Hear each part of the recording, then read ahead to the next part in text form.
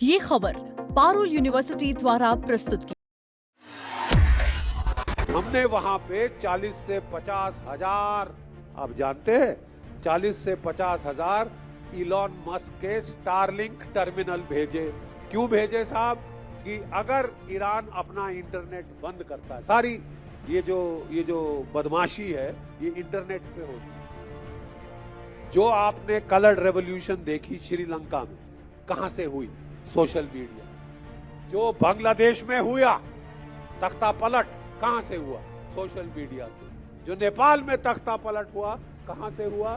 Social media से। तो Iran को पहले चेता दिया था रूस ने, चीन ने, कि ये संभल के रहना, ठीक है। इन्होंने 40-50 हजार स्टारलिंक टर्मिनल भेजे कि ईरान की सरकार अगर इंटरनेट बंद भी करे तो हम अपना इंटरनेट चालू करके अपने एजेंटों को, अपने लोगों को भड़काएंगे, उकसाएंगे। और उसके पहले इन्होंने ईरान की करेंसी पे हमला किया। $1 1.5 लाख रियाल के बराबर करा कि लोगों में भुखमरी हो। अरे जो आप में भुखमरी करना चाहते हैं वो नाटक कर रहे हैं। हम ईरान के लोगों को बचाना चाहते हैं, हम उनको छुड़ाना चाहते हैं, शाह ईरान वापस आएंगे।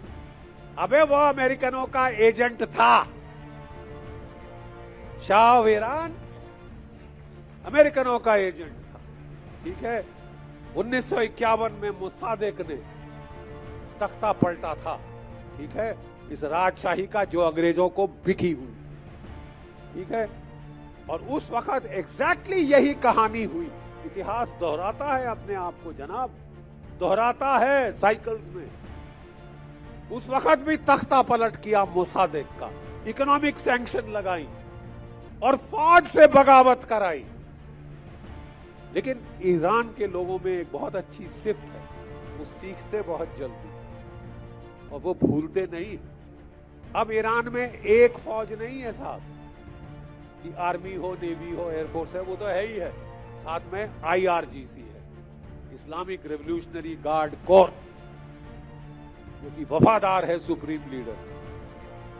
आप किसी और को खरीद भी ले तो एक ये है तबका, ठीक है।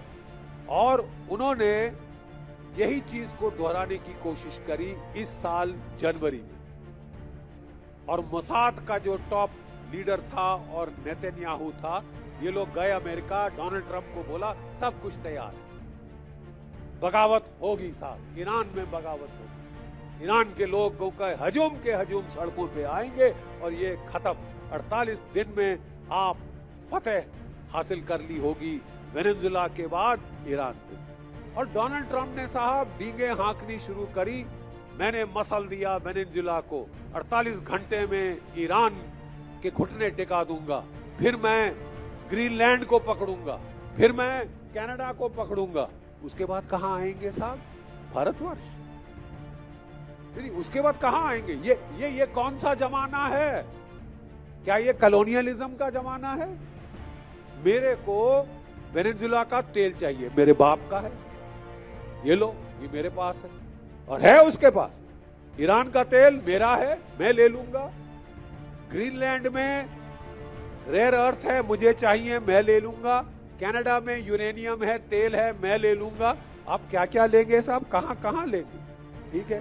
तो मैं आपको बताना चाहता हूं कि ये साजिश थी ईरान के बरखिलाफ। दाद देते हैं ईरान के लोगों की शुजात को।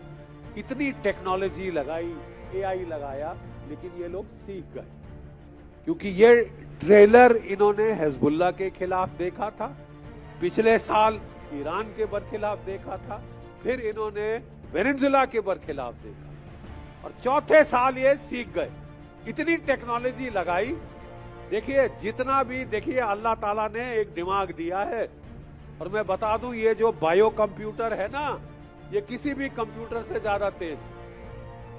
चाचा चौधरी का दिमाग कंप्यूटर से भी तेज चलता है, ठीक है। हमारे ईरानी भाइयों का दिमाग, उन्होंने देखिए क्या कहा, भाई ये है इसका तौर तरीका लड़ाई का।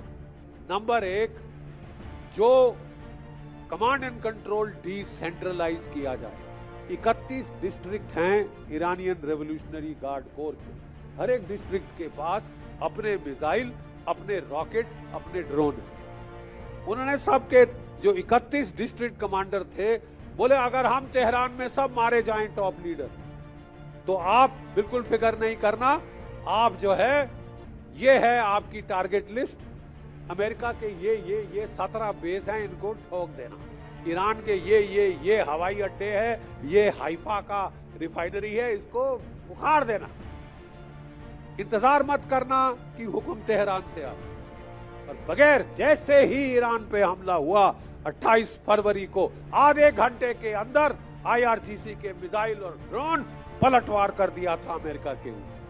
हर कमांडर को बोला गया कि 5 कमांडर अपने चेन ऑफ नियुक्त करो, मैं मारा गया तो ये मारा गया तो ये मारा गया तो ये। और ये सारी फसाद की जड़ ये ड्रोन है। क्या आप जानते हैं कि ईरान के लोगों ने कोई तकरीबन ये 30 से 35 ड्रोन अमेरिका के शूट डाउन कर दिए हैं MQ-9 रीपर, ठीक है। और इन ड्रोन्स के चलते एक ड्रोन $30 बिलियन का, 50 जहाज अमेरिका के शूट डाउन हो गए। अमेरिका झूठ बोल रहा है कि मेरे केवल 13 शहीद हुए हैं। वो आज से 40 दिन पहले 13 का आंकड़ा आया था, वहां पे सुई अटक गई। असलियत ये है कि वो कह रहे हैं 13 मारे गए, 415 से ज्यादा घायल हुए हैं, ठीक है। घायल, वुंडेड और इसका रेशियो 1/3 होता है, ठीक है। इसका मतलब 100 से ज्यादा तो अमेरिका के सिपाही मारे गए, जो कि वो अपने लोगों से छुपा रहे हैं, क्योंकि वहां के लोग कह रहे हैं कि साहब हम अपने देश के लिए कुर्बानी देने को तैयार हैं, हम इजराइल के लिए नहीं मरना चाहते।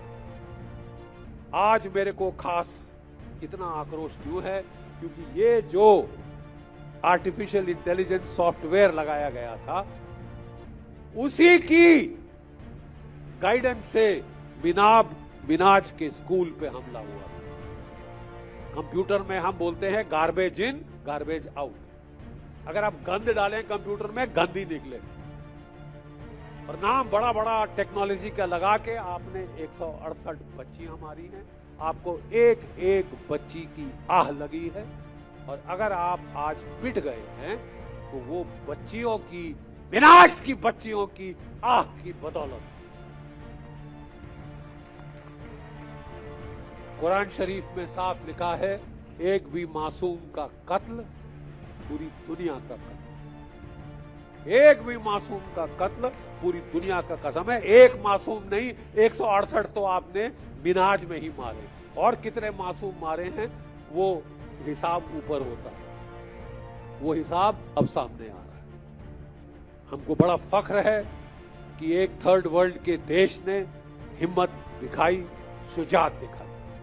उस वक्त सब सोच रहे थे यहाँ पे कि साहब ये ईरान टिक नहीं सकता, हमारा दोस्त गया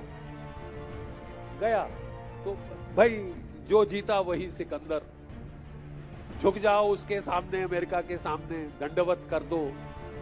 पाकिस्तान के मुल्ला आसिम मुनीर हर महीने एक बार डोनाल्ड ट्रंप के पास जूते चाटने पहुंच जाते हैं, तो हम भी लाइन लगाएं? हम नहीं लगाएंगे साहब, हम नहीं लाइन लगाएंगे। और लास्ट चीज मैं कहना चाहता हूं, अगर हम उस वक्त 28 फरवरी को जब मिनाज का हत्याकांड हुआ था तो चुप रहे, आज हमारे जहाजों पे हमला हो गया, 3 जहाज हमारे उड़ाए। क्यों बे, तुमने चीन का जहाज हाथ लगाया? तुम्हारी हिम्मत थी कि रूस का जहाज हाथ लगाओ, क्योंकि हम दोस्ती दिखा रहे हैं तो हम कह रहे हैं दोस्त हैं, तुम हम दोस्तों को ही चुन के मार रहे हो। अगर ऐसे दोस्त चाहे हो तो दुश्मन भले हैं, ऐसे दोस्त हो तो दुश्मन भले हैं। आज फिर एक बार मैं ईरान के लोगों की हिम्मत और शुजात को दाद देना चाहूंगा। एक फौजी के हैसियत से मैं सलाम करना चाहूंगा कि हिम्मत मर्द, मदद खुदा। जय भारत, जय हिंद।